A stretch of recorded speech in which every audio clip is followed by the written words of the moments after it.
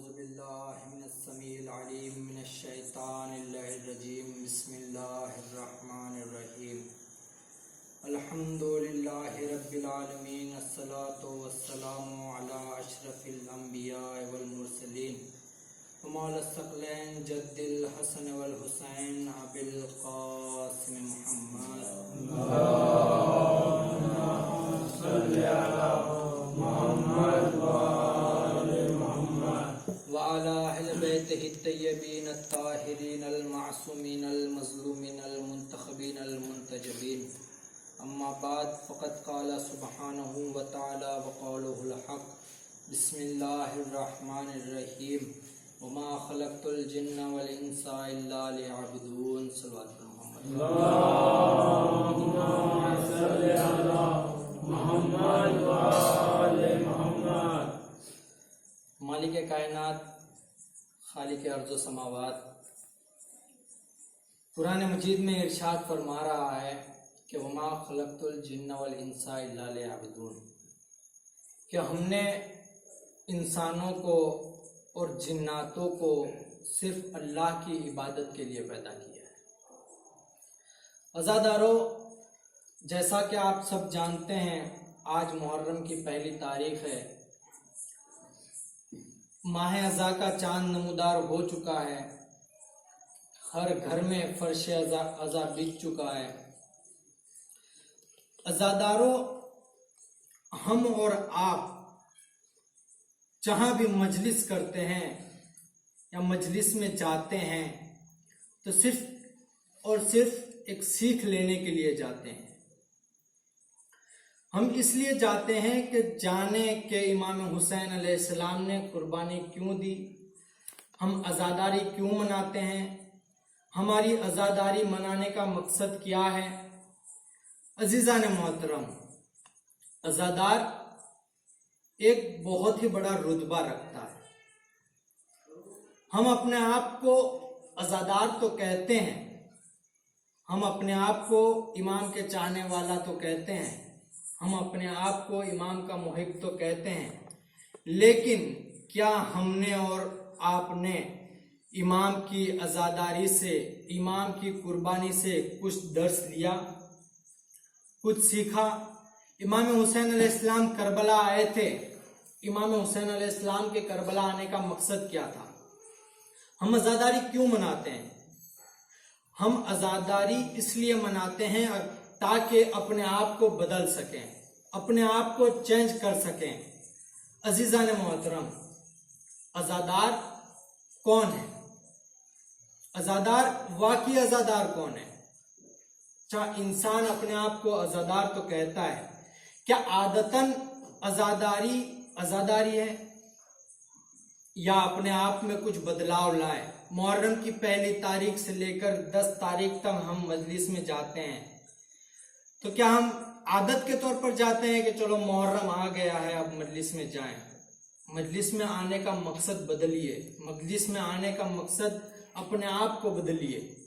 امام حسین علیہ السلام نے جو درس دیا ہے اس درس کو حاصل کریں، اپنے میں بدلاؤ لائیں۔ عزیزان محترم، عزادار کون؟ یعنی کہ جھوٹ نہ بولنے والا۔ عزادار کون؟ نیک اعمال کرنے والا۔ عزادار کون؟ نماز پڑھنے والا۔ عزادار کون؟ امانت دار۔ عزادار کون؟ جب سب یہ صفات انسان اپنے وجود میں ڈال لے تب وہ ایک واقعی عزادار کہلاتا ہے، تب وہ ایک سچا حسین کا چاہنے والا کہلاتا ہے۔ امام حسین علیہ السلام کے چاہنے والے تھے زہر ابن قین، حبیب ابن مظاہر۔ آپ نے چراغ دیکھا ہوگا کہ جب چراغ جلتا ہے تو اس کے ارد گرد جو ہے کچھ پروانے چکر لگاتے ہیں، لیکن جب چراغ بجھ جاتا ہے تو وہ پروانے چلے جاتے ہیں۔ کیا یہ عزادار ایسے ہی عزادار تھے؟ کیا امام حسین کے چاہنے والے ایسے ہی چاہنے والے تھے؟ وہ امام حسین علیہ السلام کے اصلی چاہنے والے تھے، وہ امام حسین علیہ السلام سے عشق کرنے والے تھے، وہ امام حسین علیہ السلام سے محبت کرنے والے تھے، اور امام حسین ہی علیہ السلام کے عشق کی وجہ سے انہیں خدا کا عشق ملا۔ کیا ہمارے پاس یا ہمارے وجود میں ذرہ برابر بھی ایسا ہے کہ ہم امام حسین علیہ السلام کے سامنے کھڑے ہو سکیں۔ عزیزان محترم، امام حسین علیہ السلام کے چاہنے والے الگ ہی نظر آتے ہیں۔ جب ہم محرم کا چاند نمودار ہوتا ہے، اپنے گھروں میں فرش عذاب بچ جاتا ہے، تو چھوٹا سا بچہ، اس کے دل میں ایک بہت ہی چاہت ہوتی ہے کہ چلو محرم آ چکا ہے، ہم مجلس میں جائیں، چاہے بارش ہو، روڈ اچھا ہو نہ ہو، مسلسل بارش ہو، تکلیف ہو، لیکن بچہ یہ سوچتا ہے کہ مجلس شروع ہونے والی ہے، ہم امام باڑے میں یا مجلس جہاں پر ہو رہی ہے ہم مجلس کی طرف جائیں۔ اپنے آپ کو ایسا بنا لے کہ امام حسین علیہ السلام خود کہے کہ یہ میرا عزادار ہے۔ عزیزان محترم، انسان کو جب ایک واقعی عزادار بننا ہوگا تو اس کے لیے کچھ تبدیلیاں لانی پڑتی ہے اپنے وجود میں، جو دل کہے کہ نہیں ہم واقعی امام حسین کے عزادار ہیں، یا ہم واقعی اس کے ماننے والے ہیں، امام حسین علیہ السلام کے ماننے والے ہیں۔ اہل بیت علیہ السلام پر بہت سارے ظلم ہوئے، ہر وقت ہر لمحہ یاد رکھنا، دشمن جو ہے وہ عزادار پر پہلے حملہ کرتا ہے۔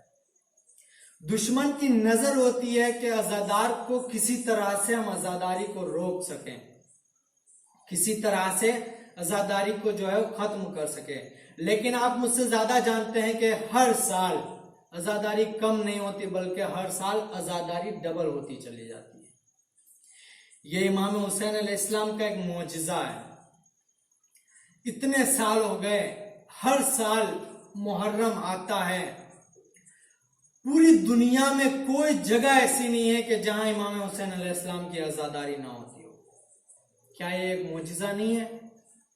خدا جانتا ہے کہ امام حسین علیہ السلام نے جو قربانی دی ہے، جس بنیاد پر قربانی دی ہے، اس بنیاد کو اور اس عزاداری کو ہم بلند کریں۔ عزاداری کو جو ہے وہ ہماری ضرورت نہیں ہے کہ ہم عزاداری کریں یا نہ کریں، ہمارے کرنے سے عزاداری ختم ہو جائے گی، بلکہ عزاداری کو ہمیں ضرورت، ہمیں عزاداری کی ضرورت ہے۔ امام جعفر صادق علیہ السلام کا دور ہے، صلی اللہ محمد وآل محمد۔ امام جو ہے وہ درس دے رہے تھے، ایک شخص آیا امام کی خدمت میں، اور آنے کے بعد سلام کرتا ہے۔ امام اس سے حال چال پوچھتے ہیں، وہ تاجر تھا، بہت دور سے آیا ہوا تھا۔ امام نے اس سے پوچھا کہ آپ کہاں سے ہو؟ کہاں؟ فلاں شہر سے۔ کہاں وہاں سب کیسے ہیں؟ کہ مولا بس آپ کے چاہنے والے ہیں، آپ کی خوشی میں خوش ہوتے ہیں اور آپ کے غم میں گریہ وزاری کرتے ہیں۔ امام نے ایک دعا دی، الحمدللہ، کہا اہل بیت کے چاہنے والوں کو خدا سلامت رکھے۔ یہ اہل بیت کا چاہنے والے ہم اور آپ ہیں۔ ہمارے لیے امام نے اس وقت دعا کی تھی، آج سے کئی سو سال پہلے امام نے دعا کی تھی کہ اہل بیت کا چاہنے والا جو خوش رہے، آباد رہے۔ امام جعفر صادق علیہ السلام ہی کا دور ہے۔ صلی اللہ محمد وآل محمد۔ امام جعفر صادق علیہ السلام ہی سے عرض کرتے ہیں، ایک شخص آتا ہے امام کے پاس اور عرض کرتا ہے کہ اہل بیت جو ہے وہ کیا ہے، اہل بیت کے پاس اتنا علم کہاں سے آیا؟ عزیزان محترم، اہل بیت جو ہے وہ قرآن جو ہے وہ اہل بیت سے ہی، جتنا علم اہل بیت کے پاس ہے، دنیا میں جتنا بھی علم ہے وہ سب اہل بیت کا ایجاد کردہ ہے، وہ سب اہل بیت نے ایجاد کیا ہے۔ کوئی بھی علم ہو، چاہے یہ تو ہم نے اور آپ نے ڈیوائیڈ کر دیا کہ یہ دنیاوی علم ہے، یہ دینی علم ہے، لیکن جتنا بھی علم وجود میں آیا ہے وہ اہل بیت کے در سے ہی وجود میں آیا ہے۔ خود قرآن مجید کی سب سے پہلی آیت جو قرآن میں نازل ہوئی ہے، اور سب سے پہلا حرف جو تھا कुरान मजीद का वो था इकरा, यानी कि पढ़ो लिखो। आखिर हमारी कौम ही क्यों इतनी पीछे है इल्म के लिहाज से? खुद इमाम कहते हैं कि जब जनाब सुलेमान का जमाना था, जनाब सुलेमान पूरी दुनिया पर हुकूमत करते थे। सुलेमान पैगंबर पूरी दुनिया पर हुकूमत करते थे, हर चीज पर उनकी हुकूमत थी। हुदूद आया जनाब सुलेमान पैगंबर की खिदमत में, और आने के बाद कहता है कि एक मलका है, बहुत बड़ी उसकी हुकूमत है और बहुत दूर रहती है, वो शिर्क करते हैं। तो जनाब सुलेमान ने पूछा कि तुम में से कौन ऐसा है कि जो उसके तख्त को मेरे पास ला सके। वाकया आपकी नजरों में है। तो किसी ने कहा आधा दिन, किसी ने कहा 2 घंटे, किसी ने कहा 1 घंटे। लेकिन एक सिंह हजरत सुलेमान का जो है वो सहाबी भी बैठा हुआ था, उसने कहा कि सुलेमान पैगंबर, मैं पलक झपकते ही आपके सामने तख्ते बिल्किस को हाजिर कर दूंगा। पहले जनाब सुलेमान ने हुदहुद से कंफर्म कर लिया, पक्का कर लिया कि क्या ये जो तुम खबर दे रहे हो सही है। अगर वो खबर सही नहीं हुई तो तुम्हें जो है मार दिया जाएगा। हुदहुद एक परिंदा है और ये जनाब सुलेमान का मुखबिरी करता था। जनाब सुलेमान की जो है वो खबरें पहुंचाता जनाब सुलेमान तक। बहरहाल आसिफ इब्न बरकिया कि जिसने ये दावा किया था कि मैं पलक झपकते ही तख्ते बिल्किस को आपके हवाले कर दूंगा, आसिफ इब्न बरकिया को हुक्म हुआ कि जाओ, तुम जो है वो तवज्जो रखिएगा कि तुम जो है वो तख्ते बिल्किस को मेरे पास ले आओ। आसिफ इब्न बरकिया ने थोड़ी सी दुआ पड़ी, जो जगह थी वो फटी। जनाब आसिफ ने बरकिया ने हाथ किया, हाथ से तख्त को लिया और जनाब सुलेमान की खिदमत में हाजिर कर दिया। रिवायत बताती है कि जनाब आसिफ इब्न बरकिया के पास पूरे कुरान का सिर्फ एक थोड़ा सा इल्म था। तवज्जो रखिएगा कि जब थोड़े से इल्म से आसिफ इब्न बरकिया पूरे तख्ते बिल्किस को उठाकर ले आता है, लेकिन अहले बैत के जो अहले बैत इमाम जाफर सादिक अलैहिस्सलाम अर्ज करते हैं कि ये आसिफ इब्न बरकिया था कि जिसके पास इल्म का एक कतरा था और हम जो है पूरा समंदर है। तवज्जो रखिए कि जब एक जर्रा बराबर इल्म के पास इतनी ताकत होती है तो पूरे समंदर और पूरा जो इल्म को वजूद में लाने वाला है उसकी कितनी ताकत होगी। सलवात पढ़े मोहम्मद।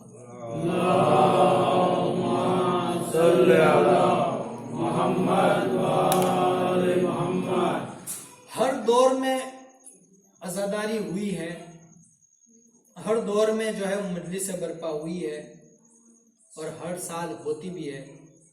लेकिन मजलिस में आने का मकसद, मजलिस में आने का जो आपका हदफ सिर्फ ये होना चाहिए कि इमाम हुसैन अलैहिस्सलाम से कुछ सीख लेके जाएं, अपने आप को बदल दें। हमारा वजूद, हमारा खून जो है इमाम हुसैन अलैहिस्सलाम के लिए तड़पता है, लेकिन अपने आप को वाकई आशिक बना ले इमाम हुसैन अलैहिस्सलाम।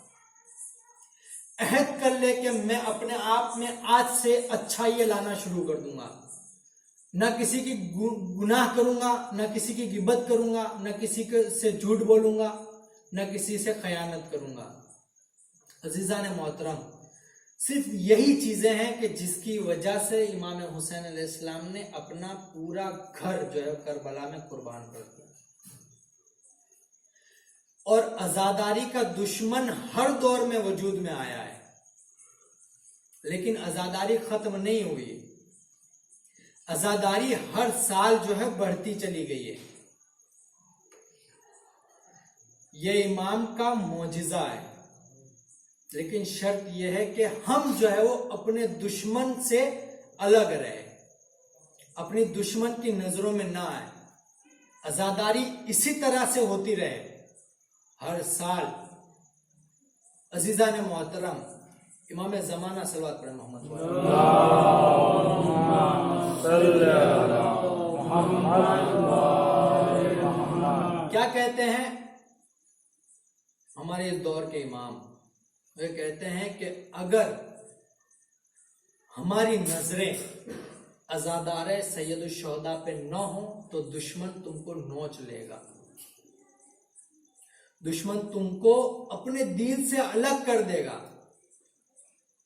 یہ خدا کا اور ائمہ کا ہم پر احسان ہے کہ اس نے ہمیں عزادار بنایا، عزاداری کا دشمن نہیں بنایا. توجہ رکھیے گا. یہ مقصد عزاداری کو جانیے. ہر امام کے دور میں جو ہے وہ عزاداری کھل کر نہیں منائی گئی. انہیں کھل کر رونے نہیں دیا. ہم خود خوش قسمت ہیں کہ ہم پر کوئی پابندی عائد نہیں ہے. اس وقت کی بات اور ہے کہ جو اس وقت ماحول چل رہا ہے کورونا کا، اس میں سرکار کی کچھ پابندی ہے. خود ہمارے جو آیت اللہ ہیں انہوں نے بھی کہا ہے کہ آپ جو اس چیز کا خیال رکھیں. مجلس میں آئیں تو ماسک پہن کر آئیں برائے مہربانی. سوشل ڈسٹینس رکھیں. سینیٹائزر سے ہاتھ دھو کر آئیں. سینیٹائزر کا یوز کریں تاکہ عزاداری بدنام نہ ہو. عزاداری نہیں رک سکتی. اگر خدا نہ خواستہ کوئی آ گیا اس وقت تو ہمارا اور آپ کا نام خراب ہوگا، محرم کا نام خراب ہوگا. سب سے اہم چیز عزاداری بدنام ہوگی. جو گائیڈ لائنز سرکار نے دی ہے اس پر عمل کریں. ماسک لگا کر مجلس میں آئیں برائے مہربانی، برا نہ لگائیں کوئی.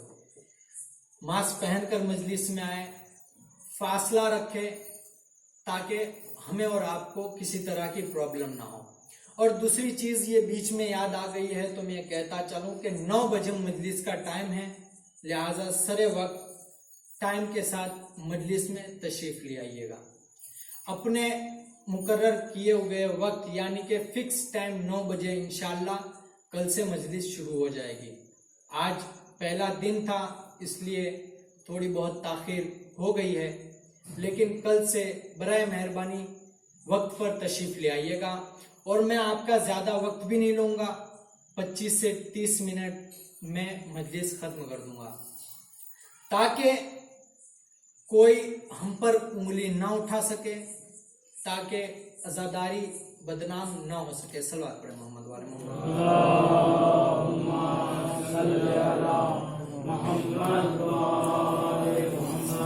تو انسان کا وجود جو خدا نے ہم کو دیا ہے، امام حسین علیہ السلام نے جو قربانی دی ہے، اسی کا نتیجہ ہے اور انہی کا احسان ہے کہ آج جو ہے ہم یہاں پر بیٹھے ہوئے ہیں، مجلس میں تشریف لائے ہیں اور اپنے آپ کو اس قابل بنا لیں کہ خدا خود کہے کہ نہیں یہ میرا بندہ ہے، یہ حسین کا عزادار ہے. چھٹے امام کا دور ہے. ایک شخص آتا ہے امام کے پاس اور آنے کے بعد کہتا ہے، امام سے کچھ پوچھتا ہے تو امام کہتے ہیں خدا کو 2 قدم پسند ہے. 2 قدم پسند ہے.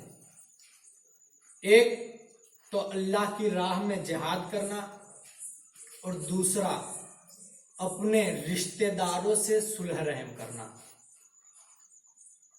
ہم اگر مجلس میں آئے ہیں، مجلس میں آ رہے ہیں تو آنے سے پہلے یہ سوچ لے کہ کوئی رشتہ دار ہم سے ناراض تو نہیں ہے، کوئی بھائی ہمارا ہم سے ناراض تو نہیں ہے، یا ہمارے دل میں کسی کے بارے میں حسد تو نہیں ہے، کینہ تو نہیں ہے، ارشاد تو نہیں ہے. اس کے بعد ہم اپنے آپ کو دیکھیں کہ کیا کوئی ہم سے ناراض تو نہیں ہے. اگر ناراض نہیں ہے تو مجلس میں آئے، ورنہ اگر ناراض ہے تو آپ اس کی جا کے ناراضگی کو دور کریں تاکہ یہ مجلس میں آنے کا ثواب آپ کو مل سکے. ورنہ اگر کوئی آپ سے ناراض ہے خدا نخواستہ تو مجلس میں آنے کا کوئی فائدہ نہیں ہے. امام حسین علیہ السلام نے کہا ہے، چھٹے امام نے کہا ہے، ہر امام نے کہا ہے کہ اپنے رشتہ داروں کے ساتھ ہم آہنگی سے رہیں، مل کر رہیں. اس کے بعد پھر چھٹے امام کہتے ہیں کہ دو چیزیں جو ہے وہ خدا کو اور بہت زیادہ پسند ہے. وہ کیا؟ کہ ایک تو اپنے اوپر جو غصہ آتا ہے، غصہ جو انسان اپنے وجود میں لا جاتا ہے اس کو پی جانا، جو غصے کو پی جانا.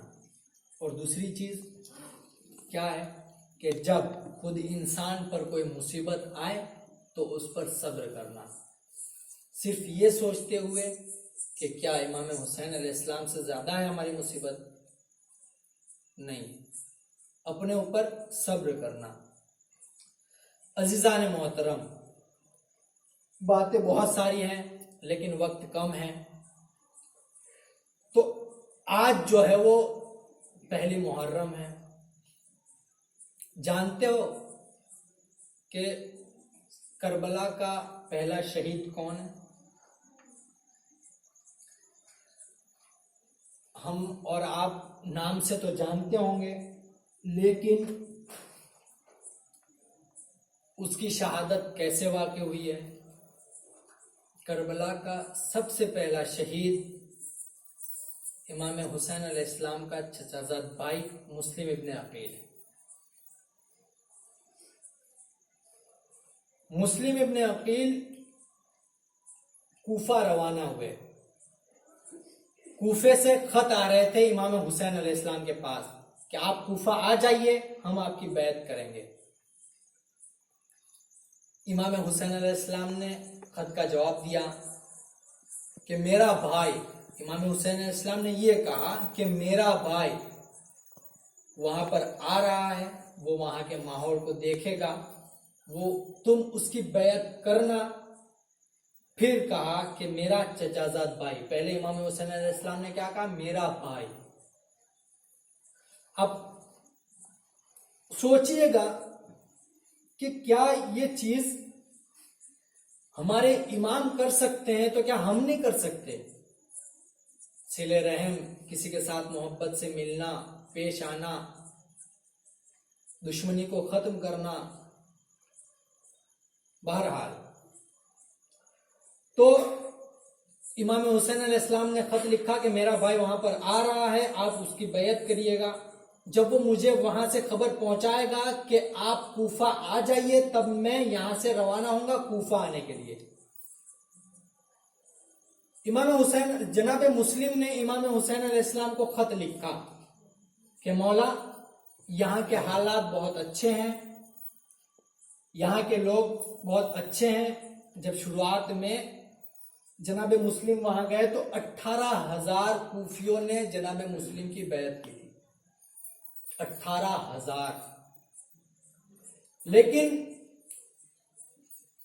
جب کچھ وقت چلا گیا تو ابن زیاد کو پتا چلا کہ امام حسین علیہ السلام کا سفیر، امام حسین علیہ السلام کا بھائی کوفہ پہنچ چکا ہے، اور وہاں پہنچنے کے بعد سب کو اس نے اپنی طرف کر لیا ہے. ابن زیاد آیا، کوفے میں بہکانا شروع کر دیا. 18,000 بیعت کرنے والوں میں ایک بھی جناب مسلم کے ساتھ نہیں رہا. وقت ایسا آیا کہ سب جو ہے مسلم کے دشمن بن گئے. مسلم تنہا اکیلا کوفے میں، نہ کسی کو جانتا ہے نہ کسی کو پہچانتا ہے. نہ اس کو کوئی پہچانتا ہے، بلکہ اس کو اس وجہ سے پہچانتے تھے کہ یہ حسین کا سفیر ہے، یہ مسلم ابن عقیل ہے۔ عزیزان محترم، جب سب مسلم ابن عقیل کے خلاف ہو چکے اور مسلم سے سب دشمنی مول لی، ابن زیاد نے سپاہیوں کو مقرر کر دیا کہ مسلم ابن عقیل کو جو ہے وہ قید کر لیا جائے، مسلم ابن عقیل کو پکڑ لیا جائے اور ان کو شہید کر دیا جائے۔ ابھی جناب مسلم جو ہے وہ رو رہے تھے۔ کس بنا پر رو رہے تھے؟ وہ اس بنا پر رو رہے تھے، انہیں ان کے شہید ہونے کا یا ان کے قتل ہونے کا یا ان کی گردن کٹانے کا ڈر نہیں تھا، انہیں اس چیز کا ڈر تھا کہ میں نے امام حسین علیہ السلام کو خط لکھ دیا ہے اور امام حسین علیہ السلام اپنے اہل و عیال کے ساتھ کوفہ میں آ رہے ہیں۔ اب میں ان کو خبر کس طرح پہنچاؤں کہ اب کوفہ وہ نہیں رہا، کوفہ جو ہے وہ بدل گیا ہے، یہاں کوئی ہمارا اور آپ کا چاہنے والا نہیں رہا۔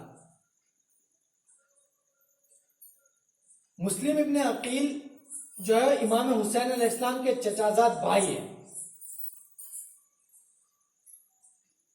آخر کار مسلم کو جو ہے وہ گرفتار کر لیا گیا۔ مسلم نے جو ہے وہ تلوار چلانا شروع کی، مسلم نے بھی بہت سے دشمنوں کو واصل جہنم کیا۔ یہ آج پہلی شب ہے، اس لیے میں جناب مسلم کے مسائل پڑھنے جا رہا ہوں۔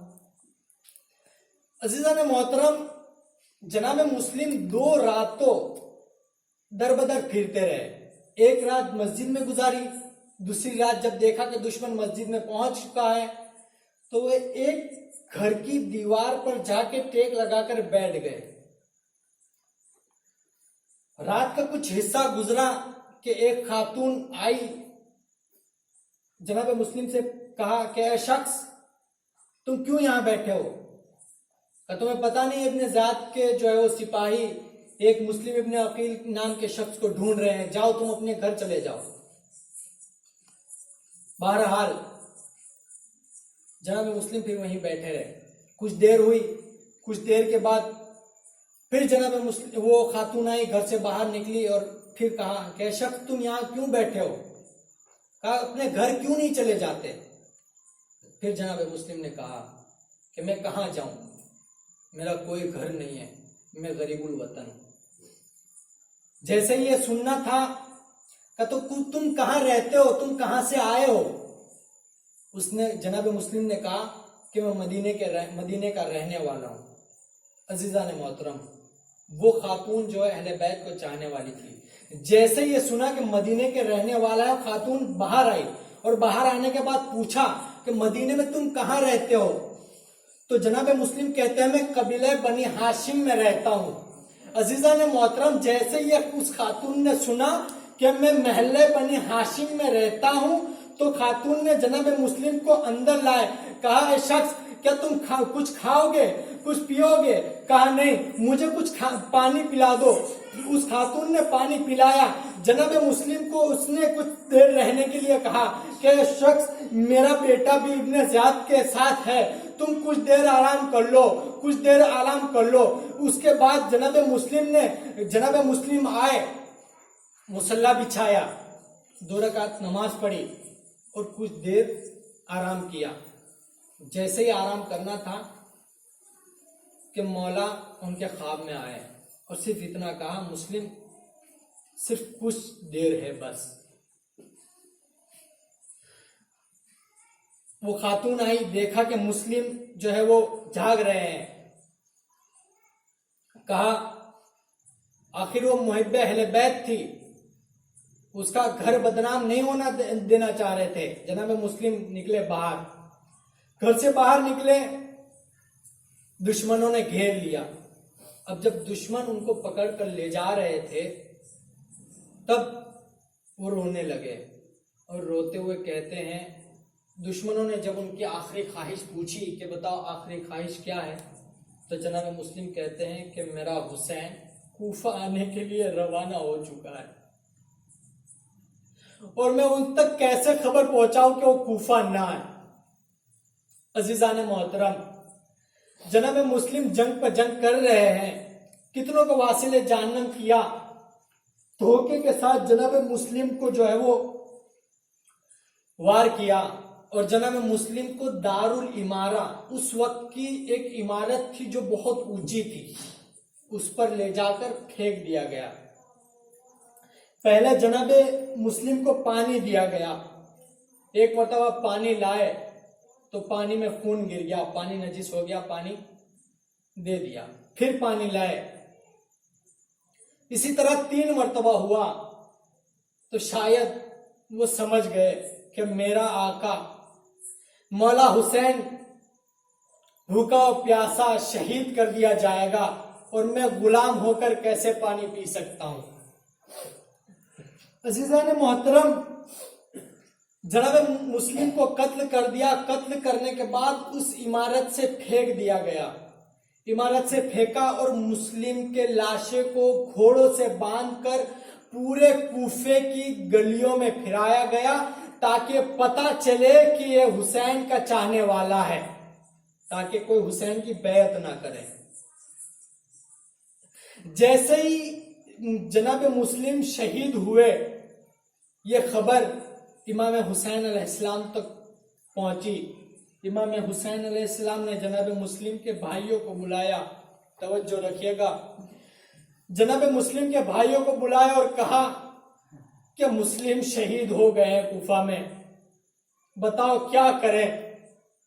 تو جناب مسلم کے بھائی کہتے ہیں کہ مسلم کے خون کا بدلہ لیں گے، اور اگر بدلہ نہ لے سکا تو ہم مسلم کی طرح شہید ہو جائیں گے، اپنی گردنیں کٹا دیں گے۔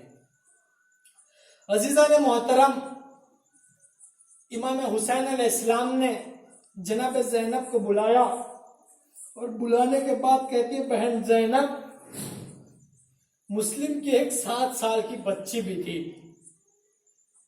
جو جناب مسلم کو بہت پیاری تھی۔ جناب زینب کو امام حسین علیہ السلام نے حکم دیا کہ بہن زینب جاؤ اور حمیدہ کو بلا لا۔ جناب مسلم کی بیٹی کا نام تھا حمیدہ۔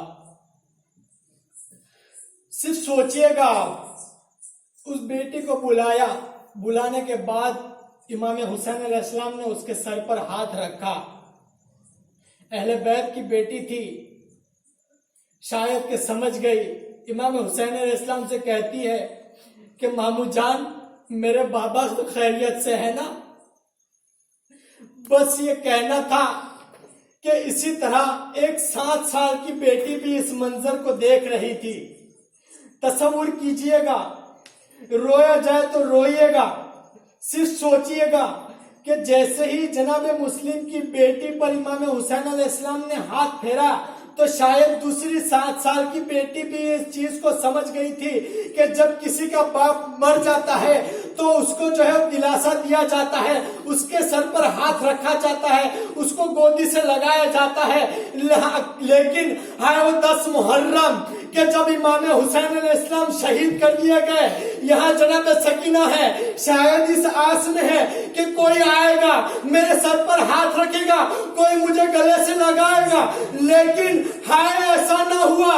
کوئی آیا، اس کے کانوں پر تماچے مارے، اس کے کانوں سے درے چھینے، اس کو تازیانے مارے، کوئی بھی اس بیٹی پر ہاتھ رکھنے والا نہیں تھا۔ اجرکم اللہ، خدا آپ کو کسی غم میں نہ ڈالے۔ اللہ لعنت اللہ علی القوم الظالمین، سیعلم الذین ظلموا ای منقلب ینقلبون۔ بارے الہ جو واسطہ محمد والے محمد کا کہ ہمارے اس مختصر سی مجلس کو قبول فرما۔ بارے الہ جو واسطہ محمد والے محمد کا کہ جو بھی بیمار ہے اس کو شفائے کاملہ عاجلہ